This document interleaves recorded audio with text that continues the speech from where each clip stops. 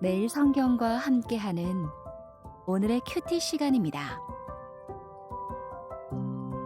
1월 30일 오늘의 말씀은 여호수아 20장 1절에서 9절입니다.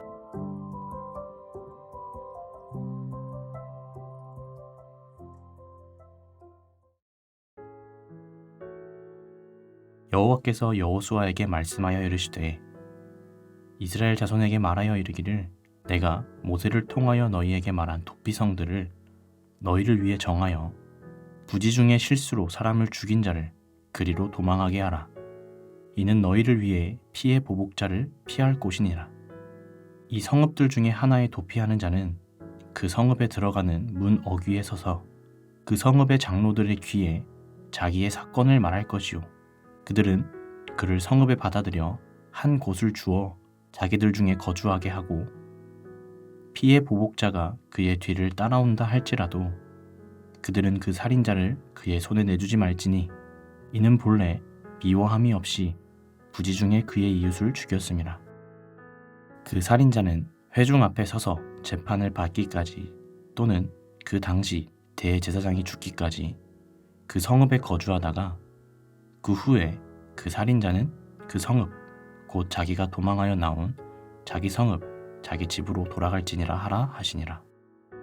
이에 그들이 납달리의 산지 갈릴리 게데스와 에브라임 산지의 세겜과 유다 산지의 기랴다르바 곧 헤브론과 여리고 동쪽 요단 저쪽 루우벤 지파 중에서 평지 광야의 베셀과 갓 지파 중에서 길르앗 라못과 므낫세 지파 중에서 바산 골란을 구별하였으니 이는 곧 이스라엘 모든 자손과 그들 중에 거류하는 거류민을 위하여 선정된 성읍들로서 누구든지 부지 중에 살인한 자가 그리로 도망하여 그가 회중 앞에 설 때까지 피의 보복자의 손에 죽지 아니하게 하기 위함이라.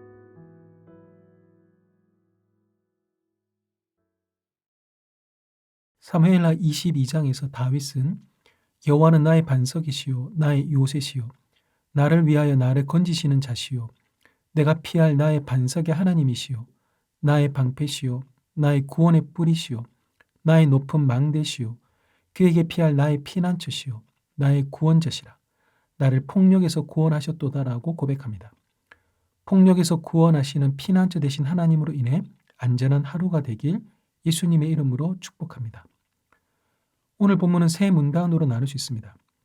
1절부터 3절까지는 도피성 제정 명령, 4절부터 6절까지는 도피성의 운영 지침, 7절부터 9절까지는 도피성의 지정입니다.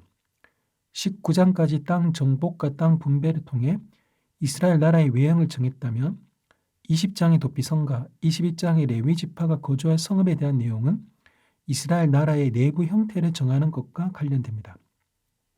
본문의 내용입니다. 먼저 1절부터 3절의 내용입니다. 하나님께서 여호수아에게 모세를 통해 말한 도피성을 지정하라고 말씀하십니다. 하나님은 이미 민수기 35장과 신명기 19장에서 이스라엘 백성에게 가나안 땅에 들어가면 도피성을 세우라고 말씀하셨습니다.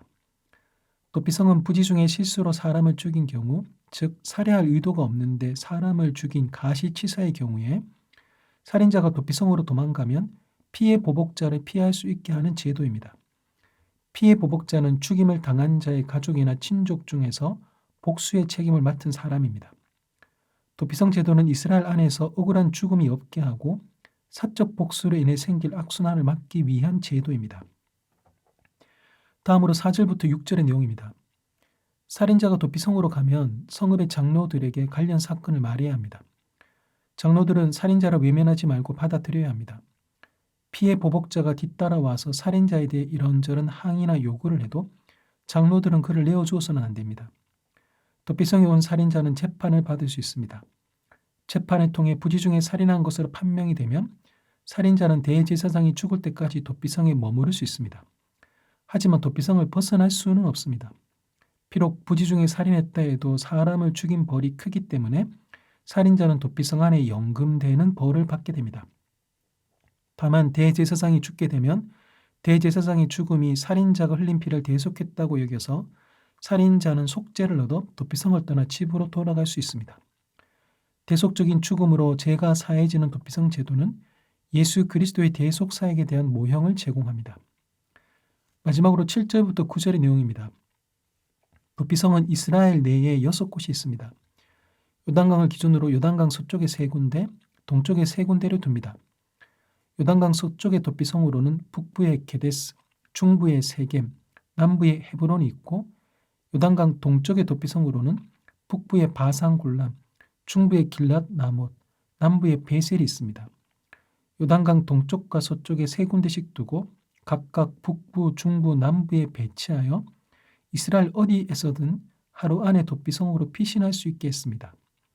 도피성 제도 혜택은 이스라엘 자손뿐 아니라 거류민 즉 그들 중에 함께 살고 있는 외국인도 누릴 수 있었습니다. 살인자에게 차별을 두지 않고 재판받을 수 있는 공평한 기회가 주어지는 것처럼 거류민에게도 공평한 기회가 주어졌습니다. 이처럼 하나님은 도피성을 접근이 가능한 거리에 두고 차별 없이 누구나 누릴 수 있게 하므로 도피성이라는 제도가 실효적으로 작동되게 하십니다. 오늘 본문에서 하나님은 어떤 분이십니까? 땅 정복과 땅 분배를 통해 사람들의 관심이 땅으로만 쏠릴 때 하나님은 도피성 제도를 통해 사람에게 관심을 돌리십니다. 누가 어떤 곳에 얼마나 좋은 땅을 차지하느냐에 관심을 둘 때 하나님은 그 땅을 주시는 이유를 상기시키십니다. 이스라엘이 땅을 차지하는 이유는 그 땅에서 하나님의 정의가 꽃피게 하기 위해서입니다. 도피성은 하나님의 이런 의도를 분명하게 알게 합니다. 나와 우리 교회의 관심은 어디에 가 있습니까? 우리의 시선이 그의 나라와 그의 의를 구하라는 하나님의 명령에서 이탈되지 않고 잘 고정되어 있는지 살펴보십시오. 오늘 본문이 우리에게 주시는 교훈은 무엇입니까? 가해자가 보호받을 수 있는 법적인 기회를 무시하지 말아야 합니다. 상대방이 어떤 실수나 잘못으로 인해 피해를 입을 때 억울함과 복수하는 마음이 앞서다 보면 가해자는 절대로 용서받을 수 없는 세상에서 가장 나쁜 악인이 됩니다. 아무리 살인자라 해도 재판을 받을 권리가 보호되듯이 아무리 나를 억울하게 한 사람이라도 그에게는 변명하고 변호받을 권리가 있다는 것을 인정해야 합니다. 나에게 억울한 일을 행한 사람을 이해할 뿐 아니라 심지어 그의 권리마저도 보호할 수 있습니까? 만일 상대방의 잘못이 실수로 판명나면 내가 당한 피해와 억울함만 고집하지 말고 용서해야 합니다. 쉽지 않은 이 일을 위해 하나님의 은혜를 구하며 악을 악으로 갚지 말고 선으로 갚으라는 말씀의 복을 누리십시오. 기도하겠습니다. 하나님, 실수할 수밖에 없는 인간 세상에 호소하고 보호받을 수 있는 제도를 허락해 주셔서 감사합니다. 하나님께서 우리의 도피성이 되어 주셔서 감사합니다.